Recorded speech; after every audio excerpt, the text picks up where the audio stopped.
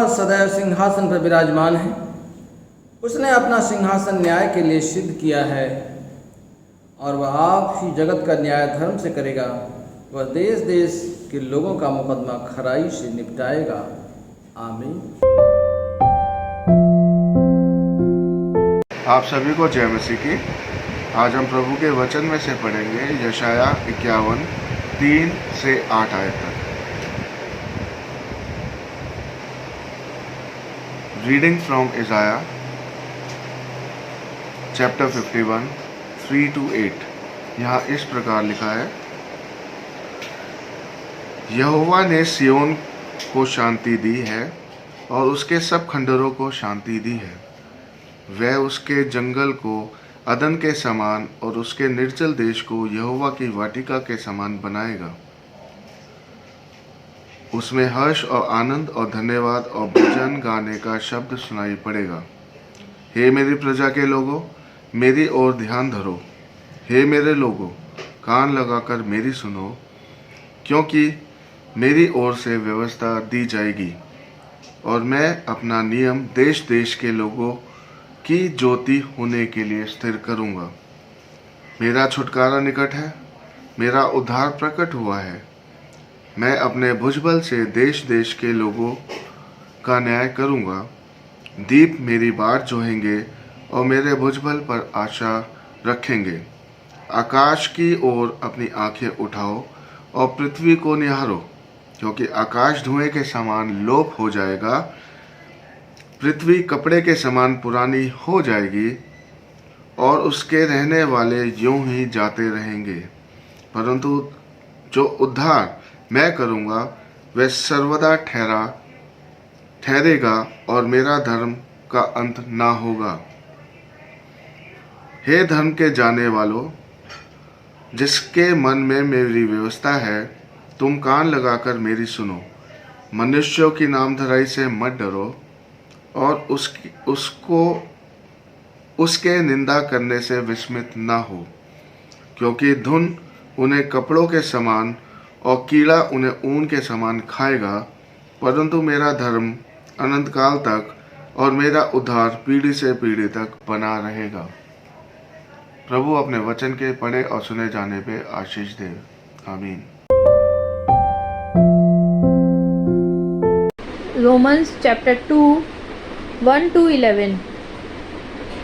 अतः हे दोष लगाने वालों, तू कोई क्यों ना हो तो निरुत्तर है, क्योंकि ऐसी बात में तू दूसरों पर दोष लगाता है, उसी बात में अपने आप को भी दोषी ठहराता है। इसलिए कि तू जो दोष लगाता है स्वयं ही वह काम करता है। हम जानते हैं कि ऐसे काम करने वालों पर परमेश्वर की ओर से ठीक ठीक दंड की आज्ञा होती है। हे मनुष्य, तू जो ऐसे काम करने वालों पर दोष लगाता है और आप वे ही काम करता है, क्योंकि यह समझता है कि तू परमेश्वर की दंड की आज्ञा से बच जाएगा। क्या तू उसकी कृपा और सहनशीलता और धीरज रूपी धन को तुझ जानता है? क्या ये नहीं समझता कि परमेश्वर की कृपा तुझे मन फिराव को सिखाती है, पर तू अपनी कठोरता और हठीले मन के कारण उसके क्रोध के दिन के लिए, जिसमें परमेश्वर का सच्चा न्याय प्रकट होगा, अपने लिए क्रोध कमा रहा है। वह हर एक को उसके कामों के अनुसार बदला देगा। जो सुकर्म के स्थिर रहकर महिमा और आदर और अमरता की खोज में है, उन्हें वह अनंत जीवन देगा। पर जो विवादी हैं और सत्य को नहीं मानते वरन अधर्म को मानते हैं, उन पर क्रोध और कोप पड़ेगा और कलेश और संकट हर एक मनुष्य के प्राण पर जो बुरा करता है आएगा, पहले यहूदी पर फिर यूनानी पर। परंतु महिमा और आदर और करुणा हर एक को मिलेगा जो भला करता है, पहले यहूदी को फिर यूनानी को, क्योंकि परमेश्वर किसी का पक्षपात नहीं करता। प्रभु के वचन के पढ़े और सुने जाने पे आशीष हो। आमीन। मैं आपके सामने पढ़ूंगा यूहन्ना चैप्टर 8 वर्सेस 2 से 11। यहाँ इस प्रकार लिखा है, भोर और वह फिर मंदिर में आया, सब लोग उसके पास आए और वह बैठकर उन्हें उपदेश देने लगा। तब शास्त्री और फरीसी एक स्त्री को लाए जो व्यभिचार में पकड़ी गई थी, और उसको बीच में खड़ा करके यीशु ने कहा, हे गुरु, ये स्त्री व्यभिचार करते पकड़ी गई। व्यवस्था में मूसा ने हमें आज्ञा दी कि ऐसी स्त्री पर पथराव करे, अतः तू इस स्त्री के विषय में क्या कहता है? उन्होंने उसको परखने के लिए ये बात कही ताकि उस पर दोष लगाने के लिए कोई बात पाए। परंतु यीशु छुपकर उंगली से भूमि पर लिखने लगा। जब वे उससे पूछते ही रहे तो उसने सीधे होकर उनसे कहा, तुम में जो निष्पाप हो वही पहले उसको पत्थर मारे। और फिर झुककर भूमि में उंगली से लिखने लगा। परंतु वे ये सुनकर बड़ों से लेकर छोटों तक एक एक करके निकल गए, और यीशु अकेले रह गए, और स्त्री वहीं बीच में खड़ी रह गई। यीशु ने सीधे होकर उनसे कहा, हे नारी, वे कहाँ गए? क्या किसी ने तुझ पर दंड की आज्ञा न दी? उसने कहा, हे प्रभु, किसी ने नहीं। यीशु ने कहा, मैं भी तुझ पर दंड की आज्ञा नहीं देता, जा और फिर पाप ना करना। ये प्रभु का वचन है, इससे पढ़े सुने जाने पर आशीष दे। आमीन।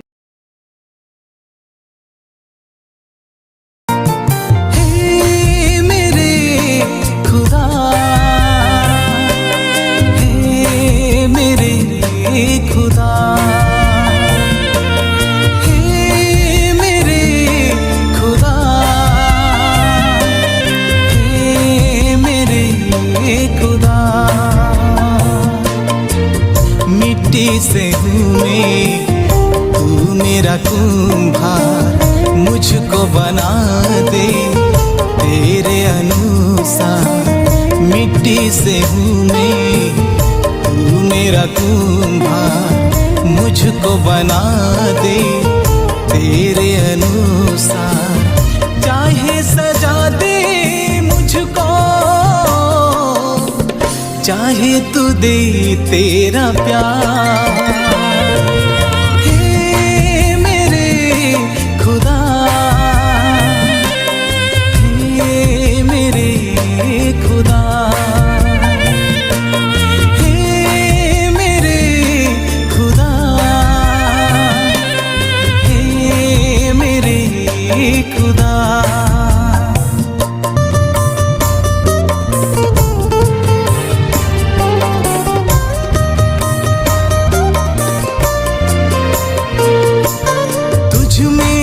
सुबह मेरी,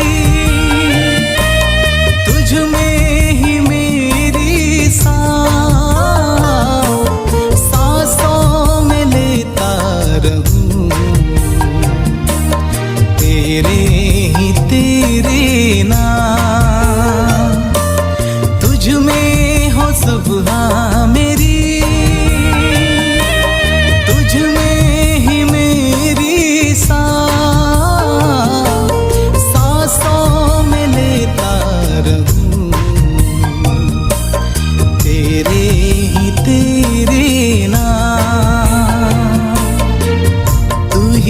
राजा सर्वशक्तिमान, प्रेमी यीशु मेरा, तू ही मेरी शान।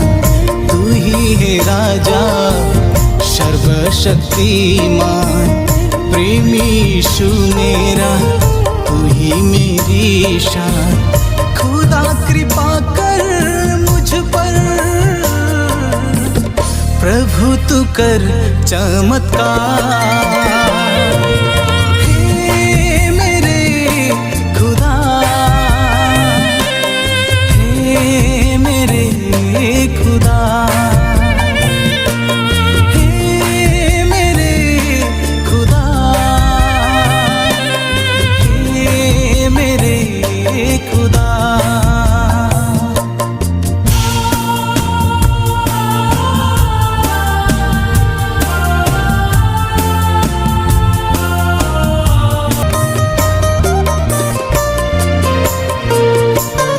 उजालों से है भरा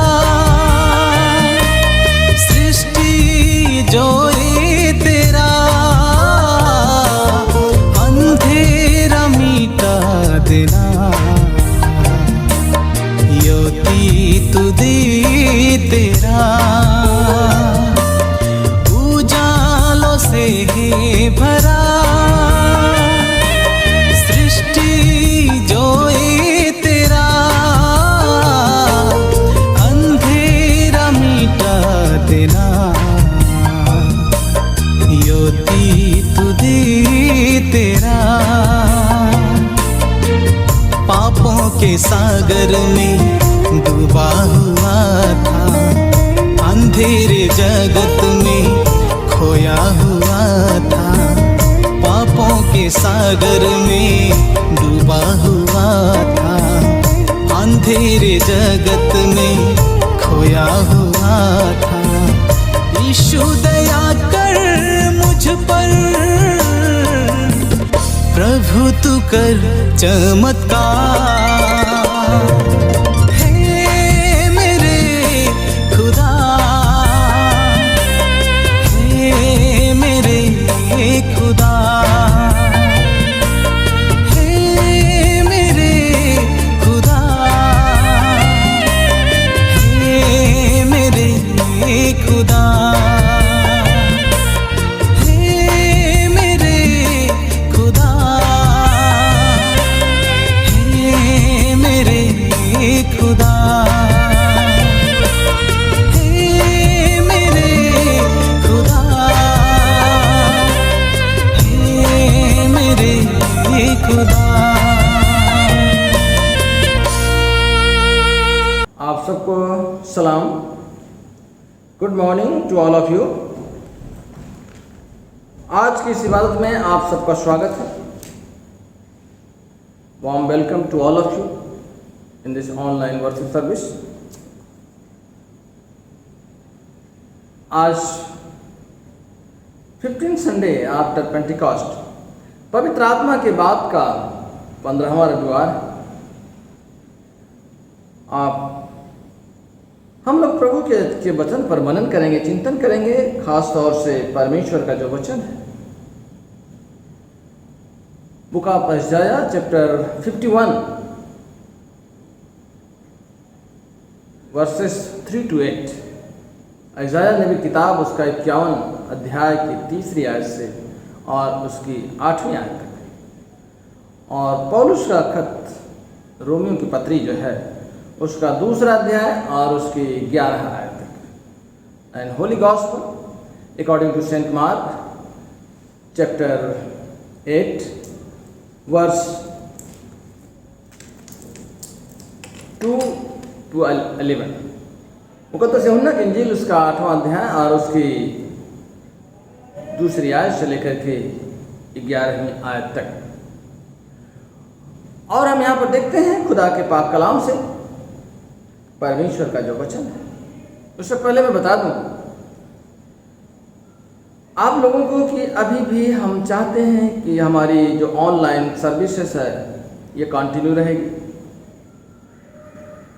और समय का कुछ पता नहीं चल रहा है। हमारे पास कोई गवर्नमेंट्स की गाइडलाइंस नहीं अभी है कि गाइडलाइंस के हिसाब से हम अपनी इबादत को खोलें, ऑफलाइन सर्विस भी हो।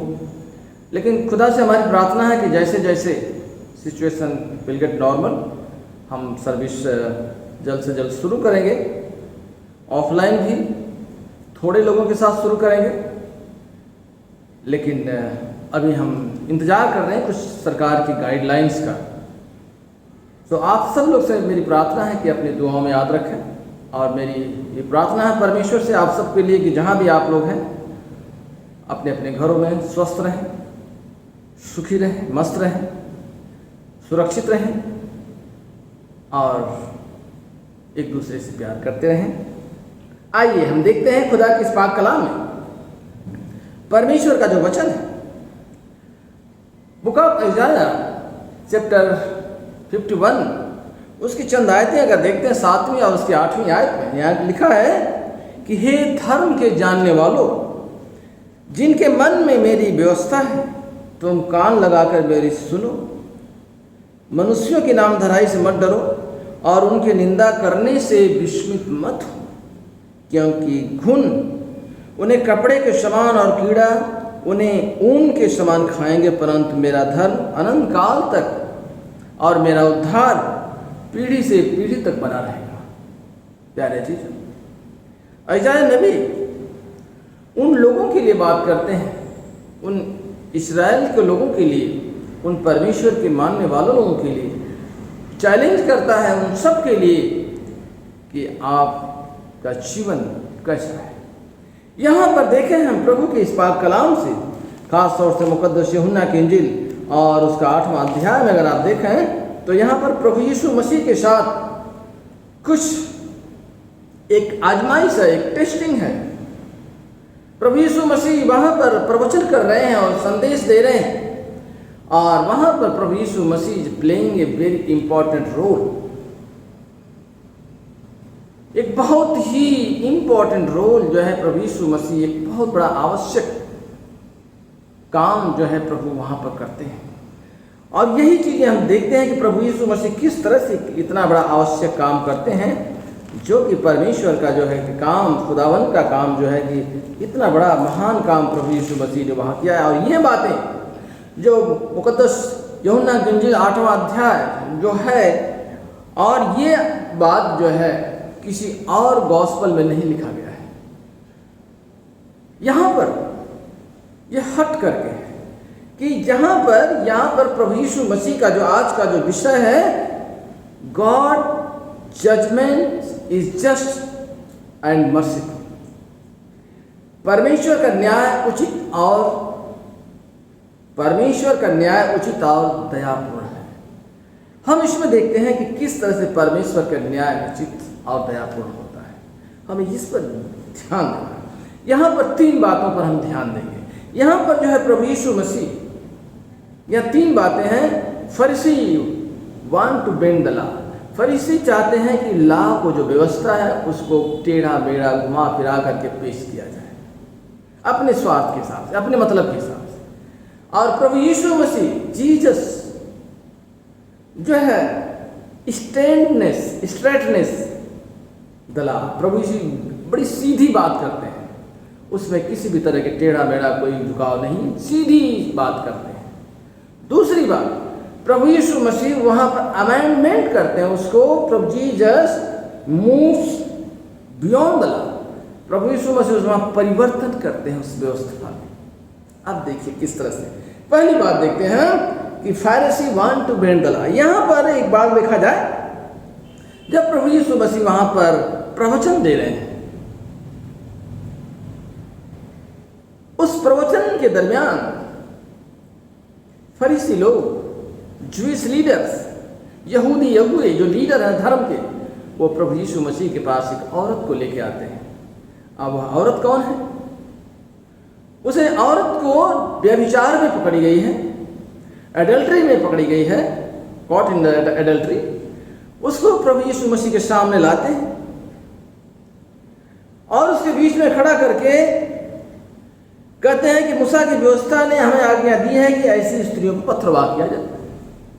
अब बड़ी सोचने की बात है वहां पर कि ऐसी स्त्रियों को पथरवाह किया जाए। देखिए व्यवस्था विवरण उसके 22 अध्याय और उसकी 22वीं आयत में लिखा है, called for stoning, but it called for stoning of both the women and man. The Pharisee were applying only the law. फरीसी लोग जो है वहाँ पर व्यवस्था को अप्लाई कर रहे हैं, व्यवस्था को मान रहे हैं, लेकिन इस बात को नहीं देख रहे हैं कि यहाँ तो दोनों के लिए लिखा है, आदमी और औरत के लिए, न कि सिर्फ एक के लिए। क्या एक कमज़ोर है, क्या एक गरीब है, इसलिए वो कानून उस पर लागू हो रहा है, और एक अमीर है उस पर कानून लागू नहीं हो रहा है, आदमी के ऊपर कानून लागू नहीं हो रहा। क्यों? व्यवस्था तो दोनों के लिए बराबर की बात करता है।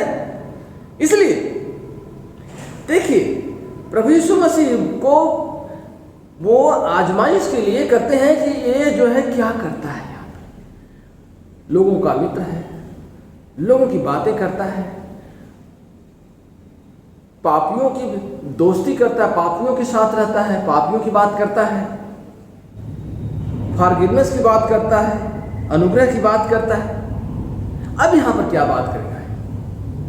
अब उसको फंसाने की बात करते हैं। लेकिन यहाँ पर देखते हैं हम प्रभु यीशु मसीह स्ट्रेटनेस तला व्यवस्था को सीधी सीधी बात करते हैं। उनसे प्रभु यीशु मसीह कहते हैं सही बात है, पत्थरवाह होना चाहिए, लेकिन किस प्रकार से होना चाहिए? अगर प्रभु यीशु मसीह कहते हैं कि पत्थरवाह नहीं होना चाहिए, देन ही ब्रेकिंग द लॉ, यानी आज्ञा व्यवस्था का उल्लंघन हो रहा है। लेकिन प्रभु यीशु मसीह बड़े ही सिंपल तरीके से, बड़े ही आसान तरीके से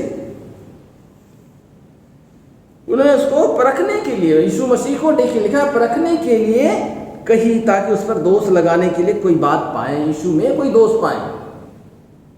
और यीशु मसीह क्या करते हैं? यीशु मसीह देखिए यहां लिखा है कि यीशु मसीह सिंपली, प्रभु यीशु मसीह उनको याद दिलाते हैं 10 कमांडमेंट। 10 कमांडमेंट है written, originally written by the finger of God, book of Exodus. निर्गमन किताब 31 अध्याय की 8वें आयत में लिखा है कि जब परमेश्वर ने मूसा से सिनाई पर्वत पर ऐसी बातें कर चुका, तब उसने लिखा है, उसने उसको अपनी उंगली से लिखी हुई साक्षी देने वाली पत्थर की दोनों तख्तियां दी। यानी परमेश्वर ने वहां पर अपनी उंगली से जो 10 कमांडमेंट है मूसा को दिया। और अगेन अगर आप देखें परमेश्वर वह किस तरह से दैट ही को क्या पर वो तथ्यां कैसे देता है, वो क्या उन्हें याद दिलाता है। यहाँ पर यिर्मयाह की किताब में अगर देखें और उसके 17वें अध्याय की 13वीं आयत में भी लिखा है कि जो तुझसे भटक जाते हैं उनके नाम भूमि पर ही लिखे जाएंगे, क्योंकि उन्होंने बहते हुए जल के सोते यहोवा को त्याग दिया है। बहते हुए जल के सोते यहोवा परमेश्वर को त्याग दिया है। अब इस बात को देखते हैं कि परमेश्वर कैसे त्याग दिया।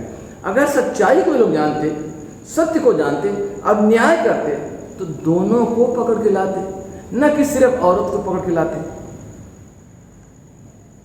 पौलुस लिखा है रोमियो की पत्री 3 के 24 में कि सबने गुनाह किया है, सबने पाप किया है, लेकिन परमेश्वर की महिमा से रहित। सबने गुनाह किया है। अब यहां पर देखिए प्रभु यीशु मसीह नीचे अंगुली से लिखते हैं, जमीन पर उसने सीधे होकर के उनसे कहा कि तुमने जो निष्पाप हो वही पत्थर मारे। वहां जमीन पर उसने लिखा है, झुककर उंगली से भूमि पर लिखने लगा। अब क्या लिखा? उंगली से उन्होंने क्या लिखा, लेकिन उन्होंने खड़ा होकर के सीधे उनसे यही कहा कि जो वही पत्थर मारे जो कभी गुनाह नहीं किया। और सब ने एक एक करके वहां से चले जाते हैं। इसके बाद प्रभु यीशु मसीह का वह जो Jesus move beyond the law, प्रभु यीशु मसीह वहां पर परिवर्तन करते हैं। किस तरह से? व्यवस्था में वह औरत कहती है, प्रभु जब खड़ी होती है, यीशु ने सीधे होकर उससे कहा, हे नारी, वे कहां गए से? क्या किसी ने तुझ पर दंड की आज्ञा नहीं? तो उसने कहा, हे प्रभु, किसी ने नहीं। यीशु मसीह ने कहा, मैं भी तुझे नहीं देता, जा मैं भी तुझे दंड की आज्ञा नहीं देता, लेकिन फिर पाप मत करना। सबसे बड़ी बात, फिर पाप मत करना। ये चीज़ें जो है प्रभु का है। यहाँ पर एक सोशल जस्टिस की बात है। प्रभु यीशु मसीह कहते हैं कि किस तरह से वहाँ पर लोकेट करते हैं समाज की, सामाजिक बातें हैं। समाज में एक अवेयरनेस, समाज में एक जागरूकता, समाज को बराबर करना, समतल करना, छोटा और बड़ा को लेवल करना, बराबर करना, समतल करने वाली बात प्रभु यीशु मसीह वहाँ पर फैलाते हैं। इस व्यवस्था से किसका फायदा है? इस व्यवस्था से कौन बनाया है? किसके लिए बनाई गई है? कानून किसके लिए होता है? Who is benefited? लेकिन प्रभु यीशु मसीह सबको बराबर का अधिकार देते हैं, सबको बराबर की बात करते हैं। इसलिए किसी कवि ने कहा है कि दिन के उजेरे में न करो कोई ऐसा काम, नीत जो न आए रात के अंधेरे में। दिन के उजेरे में न करो कोई ऐसा काम, नीत जो न आए रात के अंधेरे में। और रात के अंधेरे में न करो कोई काम, मुंह जो तुम छिपाते फिरो दिन के उजेरे में। सो अजीजों, सबसे बड़ी बात परमेश्वर यही चाहता है, समानता, इक्वालिटी, बराबरी, एक दूसरे से प्यार और मोहब्बत। सो आइए हम प्रभु के इस वचन में, संत पौलुस ने बड़ी अच्छी बात बताई है कि परमेश्वर किसी का पक्षपात नहीं करता है। परमेश्वर को मानने वाले जो हैं, सत्य को जो नहीं मानते हैं, वो अधर्म को मानते जो हैं, उनका अंत बुरा होता है। इसलिए उन पर क्रोध और कोप पड़ेगा जो नहीं मानते हैं। और परमेश्वर कहते हैं कि पर प्रभु की जो महिमा, जो आदर, कल्याण हर एक को मिलेगा। जो भलाई करता है पहले वो भलाई मिलेगी, क्योंकि परमेश्वर किसी का पक्षपात नहीं करता है। प्रभु ने भी पक्षपात नहीं किया किसी का, और न्याय किया, जस्टिस किया, सामाजिक बराबरी की बात करते हैं। इसलिए प्रभु हम सबको आशीष दे। आइए हम सब मिलकर निकाया का विश्वास वचन पढ़ेंगे। हम एक परमेश्वर सर्वशक्तिमान पिता पर विश्वास करते हैं। वह स्वर्ग और पृथ्वी का और समस्त दृश्य एवं अदृश्य वस्तुओं का करता है। हम एक प्रभु यीशु मसीह पर विश्वास करते हैं। वह परमेश्वर का इकलौता पुत्र, स्वर्गयुगों से पहले पिता से उत्पन्न, परमेश्वर से परमेश्वर, ज्योति से ज्योति, सत परमेश्वर से सत परमेश्वर, कृत नहीं वरन उत्पन्न है। उनका और पिता का तत्व एक है। उन्हीं के द्वारा सब वस्तुएं बनी। हम मनुष्यों के लिए और हमारे उद्धार के निमित्त वह स्वर्ग से उतर आए। पवित्र आत्मा के सामर्थ से वह कुमारी मरियम से जन्मे और मनुष्य बने। पोंतियुस पिलातुस के शासन में वह हमारे लिए क्रूस पर चढ़ाए गए। उन्होंने दुख भोगा, वह मरे और गाड़े गए। पवित्र शास्त्र के वचन के अनुसार वह तीसरे दिन जी उठे। वह स्वर्ग पर चढ़ गए और पिता की दाहिनी ओर विराजमान हुए। वह जीवितों और मृतों का न्याय करने के लिए महिमा के साथ फिर आएंगे और उनके राज का कभी अंत ना होगा। वह पवित्र आत्मा पर विश्वास करते हैं। वह प्रभु और जीवन दाता है। वह पिता और पुत्र से निकलता है। पिता और पुत्र के साथ उसकी आराधना और स्तुति की जाती है। वह नबियों के द्वारा बोला, हम एक पवित्र सर्वलौकिक और प्रेत कलीसिया पर विश्वास करते हैं। हम पापों की क्षमा के लिए एक बपतिस्मे को मानते हैं। हम मृतकों के पुनरुत्थान की और आने वाले युग के जीवन की प्रतीक्षा करते हैं। आमीन। हम सब सिफारिशी दुआओं में जाएं। आइए हम सब इंसानों के लिए दुआ करें और अपनी दुआओं को खुदावंद यीशु मसीह की दायमी सिफारिश के साथ पेश करें। आए आसमानी बाप, हम तुझसे दुआ करते हैं कि सारे जहान में इंसाफ और सुलह कायम हो और हर इंसान बहुतायत से ज़िंदगी पाए। ऐ रहीम खुदावन, हमारी दुआ सुन। उन सब के लिए जो इस शहर में बसते हैं और उन तमाम बातों को दूर करने के लिए भी जो एक दूसरे में फूट और झगड़े पैदा करती है, ताकि हमारे मुल्क में सच्ची एकता और मेल मिलाप की तरक्की हो। आए रहीम खुदावन, हमारी दुआ सुन। उन सब के लिए जो खेती बाड़ी, उद्योग धंधे और व्यापार में लगे हुए हैं, सब मज़दूरों और कारीगरों के लिए और उन सारे लोगों के लिए जो हमारे ज़रूरतों को पूरा करते हैं, विशेष करके डॉक्टर, नर्सेज और मेडिकल स्टाफ, जिन्होंने कोरोना के टाइम पे हमारी बहुत सहायता की। ऐ रहीम खुदावन हमारी दुआ सुन। तमाम उस्तादों, पढ़ने वालों, साइंसदानों, लेखकों, हुनरमंदों और उन सब के लिए भी जो एक दूसरे लोगों की दिलो दिमाग पर असर डालते हैं, आए रहीम खुदावंद हमारी दुआ सुन। उन सब के लिए जो दुख या तकलीफ़ उठा रहे हैं, बेरोज़गार हैं, गरीब और भूखे हैं, मोहताज या कुचले हुए हैं, जो बीमार या मरने के करीब हैं, और उन सब के लिए भी जो उनकी मदद करते हैं, आए रहीम खुदावंद हमारी दुआ सुन। उन सब के लिए जिन्हें इस मुल्क और दूसरे मुल्कों में इख्तियार दिया गया है, ख़ास करके हमारे राष्ट्रपति, प्रधानमंत्री, इस सूबा के गवर्नर और मुख्यमंत्री, और उन सब के लिए भी जो किसी तरह से इख्तियार रखते हैं, आए रहीम खुदावंद हमारी दुआ सुन। सब मसीही लोगों की एकता और मेल मिलाप के लिए और दुनिया में उनके मुनासिब तौर से गवाही देने के और खिदमत करने के लिए, ऐ रहीम खुदावंद हमारी दुआ सुन। इस मुल्क में तेरी तमाम कलीसिया के लिए, उसकी काउंसिल और हुनर माहों के लिए, ख़ास करके हमारे मॉडरेटर, दक्षिण भारत के कलीसिया के मॉडरेटर और मार्थोमा कलीसिया के मेट्रोपॉलिटन, हमारे बिशप और तेरी कलीसिया के तमाम दीगर खादिमों के लिए कि वह अपनी खिदमत को वफ़ादारी से बजा लाएं, ऐ रहीम खुदावंद हमारी दुआ सुन।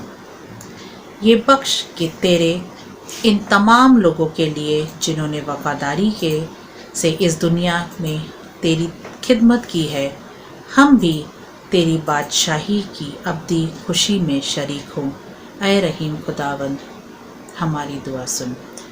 ये सब हम साथ बोलेंगे। आए आसमानी बाप, अपनी बादशाही जल्दी ला और हमारी इन दुआओं को कबूल फरमा, जो हम तेरे बेटे अपने खुदावंद और मुंजी यीशु मसीह के नाम के वसीले से पेश करते हैं।